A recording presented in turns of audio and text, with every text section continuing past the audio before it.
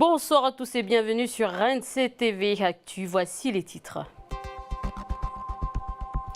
La toute première mallette pour accompagner les enfants porteurs d'autisme a été remise aujourd'hui au groupe scolaire de Yahweh. Un outil destiné aux enfants et aux auxiliaires scolaires. Nous verrons ce qu'elle contient et comment cette mallette peut aider les enfants concernés.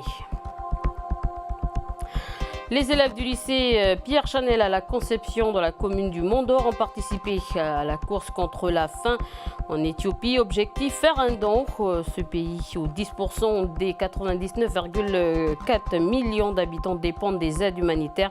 D'après Action contre la faim, l'organisation non gouvernementale, l'INSEWAMO faisait partie du peloton.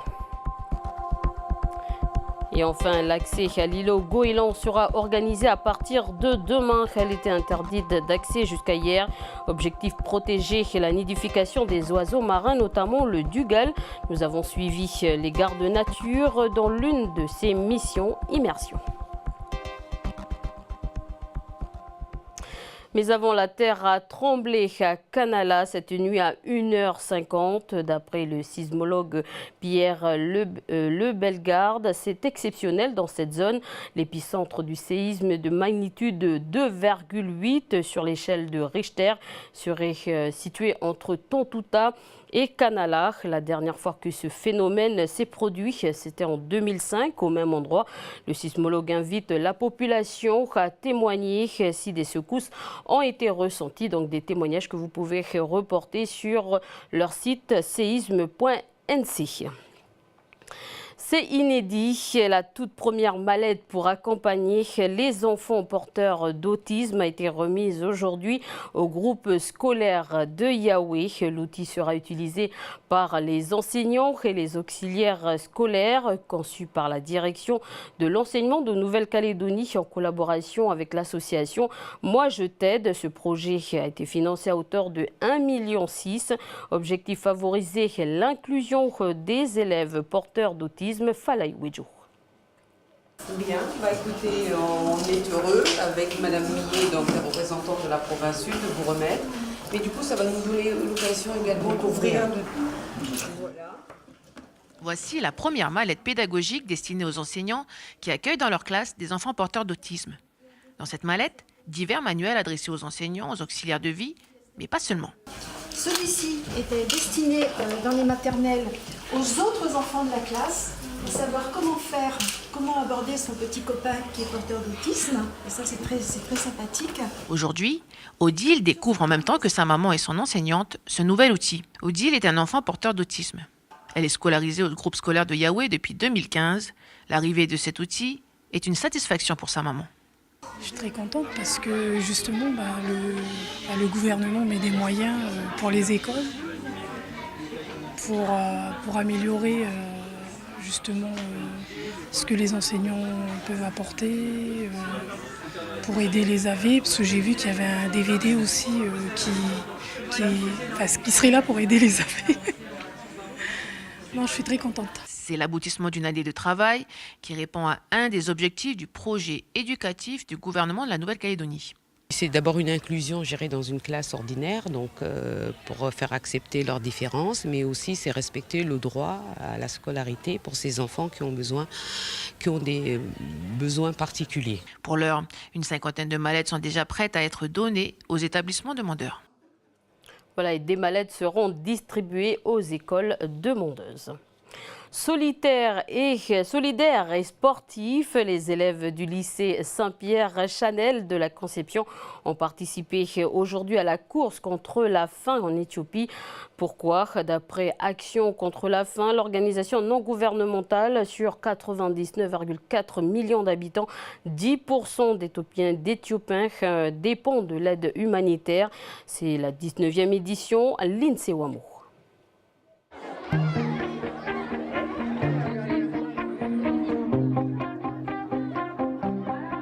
Ce matin, c'est 420 élèves de différentes générations qui se sont retrouvés au lycée Saint-Pierre Chanel pour participer à la course contre la faim.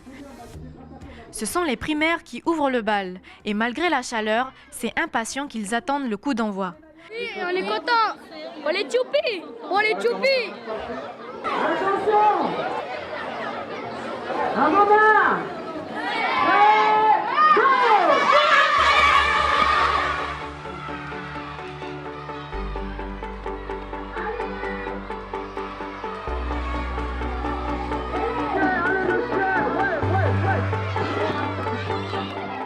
Avant cette course, les élèves ont appris en classe les conditions de vie des Éthiopiens. Ainsi, c'est déterminé que les scolaires participent. On est super content de faire ça pour aider les Éthiopiens. Bah voilà. Et puis comme il y a un enfant qui est presque... sa mère, elle lui a dit qu'il allait être malade. Après, ben voilà, on donne nos pièces pour eux et puis on espère qu'ils vont se faire soigner. Moi, ça me touche de passer participer à cette course parce que nous, on a de la chance ici en Calédonie d'avoir tout ce qu'on veut, de la nourriture. On se plaint beaucoup, mais on est heureux ici. Dans un mois, les dons récoltés grâce à cette course seront envoyés à l'association Action contre la faim pour venir en aide à l'Éthiopie. En bref, un Blue Bot a été intercepté aujourd'hui à Ouvéa, dans la zone Beaupré par les forces armées de Nouvelle-Calédonie. Le dernier capitaine d'un Blue Bot à avoir été jugé a écopé de 8 mois de prison ferme et 100 000 francs d'amende. C'était le 1er mars dernier par le tribunal correctionnel de Nouméa. Notre feuilleton sur la TGC, la taxe sur la consommation, s'achève ce soir. Toute cette semaine, nous vous avons proposé une série de reportages pour comprendre les ficelles de cette taxe. Nous sommes allés à la rencontre des agriculteurs qui seront exonérés de TGC, les comptables ou encore les entreprises d'import-export. Et ce soir, un certain nombre de questions se posent encore, comme notamment le risque que peuvent encourir les entreprises qui ne participent pas à la marche à blanc. Je vous propose de regarder, c'est l'invité du jour dans notre feuilleton consacré à la TGC. Lionel Beauvalet, bonjour. Bonjour. Vous êtes chargé de mission TGC pour la direction des services fiscaux. Oui.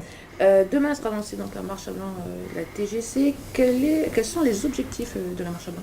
Alors les objectifs, ils sont de trois natures différentes. Le premier type d'objectif, c'est d'ouvrir une période transitoire pendant laquelle les entreprises vont pouvoir se familiariser avec les nouveaux mécanismes de l'impôt, puisqu'ils sont assez radicalement différents de ceux qu'on connaît jusqu'à présent sur le territoire.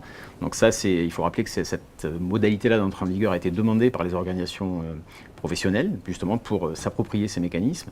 Donc ça, c'est le premier objectif. Le deuxième objectif, il est plutôt du point de vue des pouvoirs publics, c'est d'avoir un peu plus de visibilité sur le rendement de l'impôt. On a fait des simulations macroéconomiques qui nous donnent certains éléments, mais on aimerait pouvoir les recouper sur des bases réelles.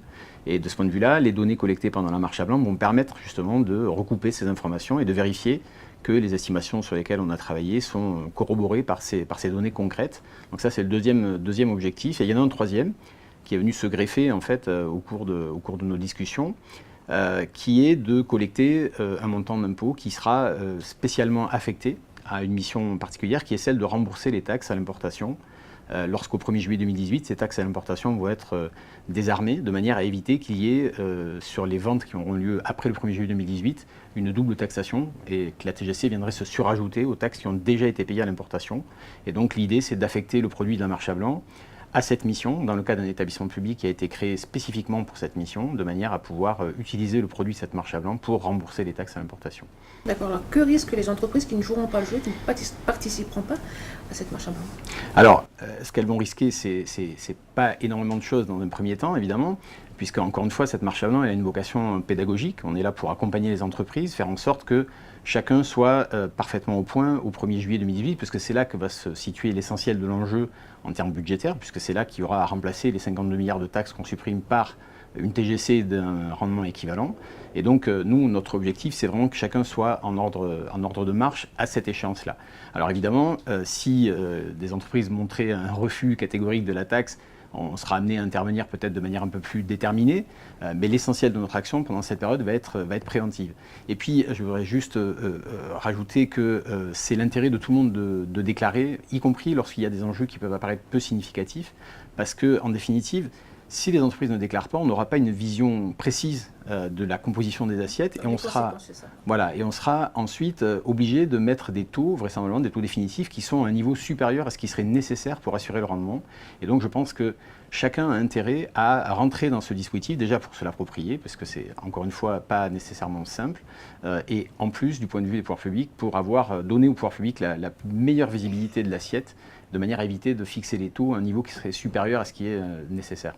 D'accord. Ma dernière question, pendant la marche à blanc, concrètement, les entreprises paieront plus de taxes, l'ancienne taxe plus la TGC à taux réduit, et il y aura certains services qui seront exonérés, donc qui ne paieront pas du tout de taxes. Est-ce que cette hausse de taxes va permettre de compenser le fait que d'autres entreprises ne vont pas payer du tout de taxes? Alors en fait, non, parce que la taxe qui va se rajouter, la taxe à taux marginal, donc la TGC, à partir de demain déjà, va être une fiscalité supplémentaire à celle qui existe aujourd'hui, et donc il n'y a pas de compensation possible d'une certaine façon, puisque toute cette fiscalité-là viendra en plus de celle qui existe d'ores et déjà. Alors après, la question qu'on peut poser, c'est quel va être l'impact sur les prix à la consommation, puisque nécessairement quand on va rajouter une taxe, il y a potentiellement ce risque d'une augmentation des prix. Alors, il faut juste remarquer que le taux moyen en fait, de cette TGC, ça va être de l'ordre de 0,5% à peu près, puisqu'on combine les 4 taux, 0,25, 0,35, 0,5 et 1. On doit avoir un taux moyen pondéré d'à peu près 0,5%. Et donc le risque maximal d'une inflation liée à l'introduction de la TGC à taux marginaux est de l'ordre de 0,5%. Tout ce qui irait au-delà de cette inflation ne pourrait assurément pas être imputé à la TGC de marche à blanc. Mais je pense aussi que ce risque ne se réalisera pas en intégralité, puisque je sais d'ores et déjà que pas mal d'opérateurs vont prendre cette taxe à taux marginaux en dedans de leur prix, n'ont pas l'intention d'augmenter leur prix. Et donc l'impact potentiel sur les prix de l'introduction de cette TGC à marche à blanc devrait être inférieur à 0,5% du prix à la consommation. Lionel Beauvalet, merci d'avoir répondu à nos questions. Voilà un entretien réalisé par Falaï Wedjo. En bref, le gouvernement du pays a octroyé aujourd'hui une subvention de 16 millions à la province Nord et 9 millions à la province des Îles. Ces subventions vont permettre aux communes des deux provinces de mettre en place des dispositifs pour lutter contre la dengue. Pour rappel, plus de 2000 cas ont été recensés depuis le 5 janvier. L'îlot Goéland à Nouméa réouvre au public dès demain. L'utilisation d'engins motorisés et la pratique du kitesurf étaient interdits jusqu'à hier dans une zone de plus de 200 mètres entourant l'îlot. Les autres îlots sont toujours fermés à cause de la nidification des oiseaux marins comme les dugals. L'INSEE Ouamour a participé à l'une des missions. Regardons ce reportage.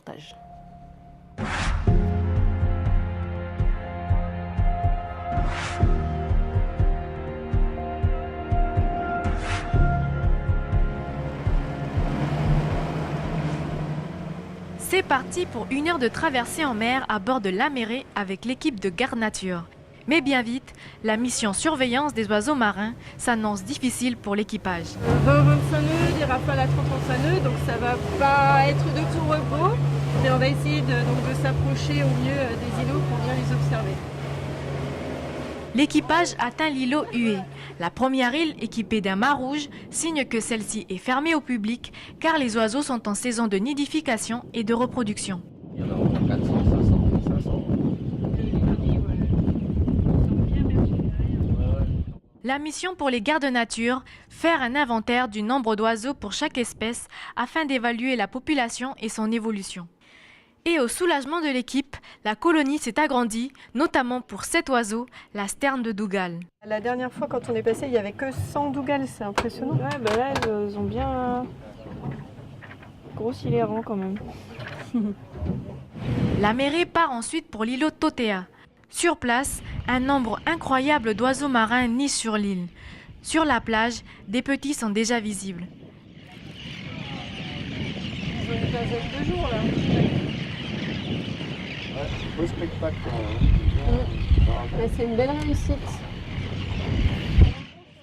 Cette importante population s'explique en partie grâce à ce dispositif de mât rouge. Il permet de protéger ces oiseaux de nombreux dangers, comme par exemple marcher sur des œufs que l'on peut confondre avec des coraux morts. L'équipage se rend ensuite sur l'îlot Coco, la dernière île de la pointe sud de la Nouvelle-Calédonie. À l'approche de l'îlot, la mairie reçoit son comité d'accueil.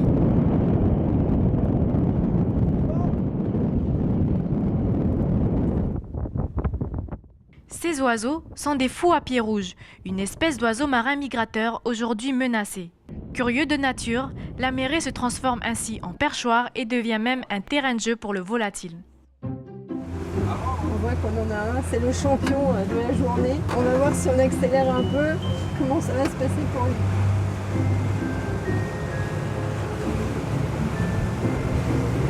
Il résiste, hein. On voit qu'il prend une forme un peu de fusée. Là. Hop, hop, hop, hop, hop, hop. Et voilà.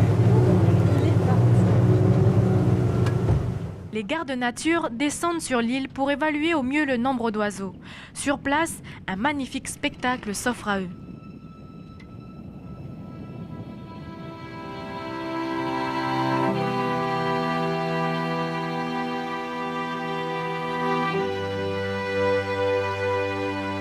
Là, t'as le nid brun, là. Il y a le petit dans le nid juste à côté.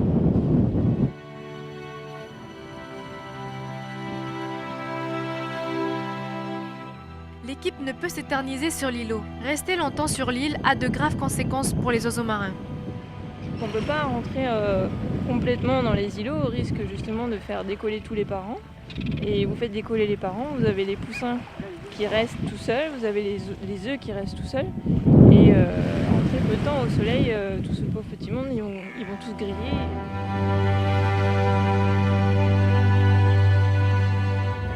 À ce rythme-là, les générations futures auront peut-être la chance de voir ces animaux retirés de la liste des espèces menacées.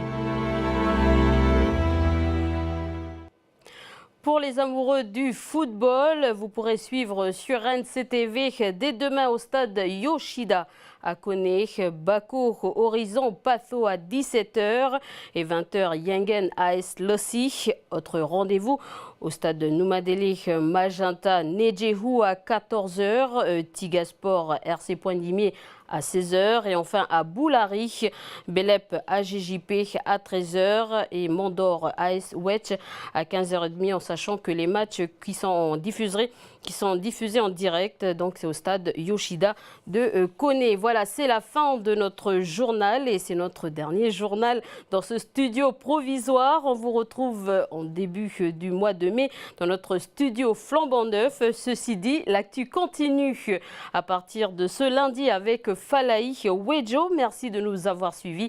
Heureuse de vous accompagner toute cette semaine. Je vous souhaite un très bon week-end et n'oubliez pas le football, nos inédits entre terre et mer et la case politique. Bonne soirée sur NCTV.